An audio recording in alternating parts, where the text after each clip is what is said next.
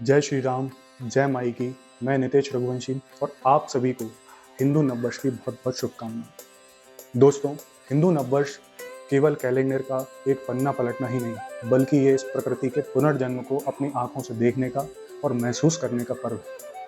कि इसी समय रबी की फसल पूरी तरह से पक जाती है, कोयल की कूक हमें सुनाई देने लगती है, फूलों पर तितलियों का दिखना आम हो जाता है, आम के पेड़ों में हल्की नई बोर आ जाती है। हिंदू नववर्ष, चैत्र नवरात्रि और रामनवमी का एक बहुत ही गहरा आध्यात्मिक संबंध है। तो आज हम हिंदू नववर्ष को थोड़ी अधिक गहराई से समझेंगे। हमारे सनातन हिंदू पंचांग के हिसाब से चैत्र मास शुक्ल पक्ष प्रतिपदा यानी कि चैत्र मास का अमावस्या के ठीक दूसरा दिन, इस दिन नववर्ष की शुरुआत होती है। और हमारे शास्त्रों के हिसाब से इसी दिन ब्रह्मा जी ने सृष्टि की रचना आरंभ की और ये श्लोक इस बात का प्रमाण है।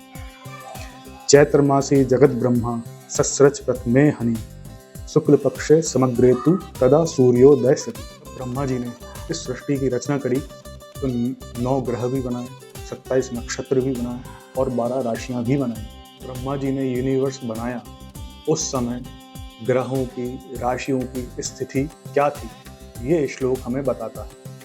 अस्मिन् कृतयुगस्यान्ते सर्वे मध्यगता ग्रहा विना तु पातमन्दोच्चान् मेषादौ तुल्यतामिताः।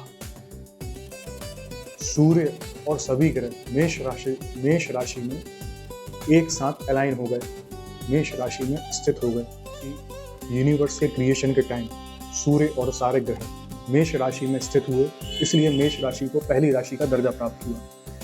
और जब सूर्य मेष राशि से गोचर कर पूरा सर्कल घूमकर वापस मेष राशि में प्रवेश करते हैं और अश्विनी नक्षत्र से गोचर कर पूरा सर्कल घूमकर वापस अश्विनी नक्षत्र में स्थित हो जाते हैं, तब नववर्ष प्रारंभ होता है। एक साल कंप्लीट नहीं। हमने समझा कि जब ब्रह्मा जी ने सृष्टि बनाई तब चैत्र मास था, हिंदू नववर्ष पर भी चैत्र मास होता है।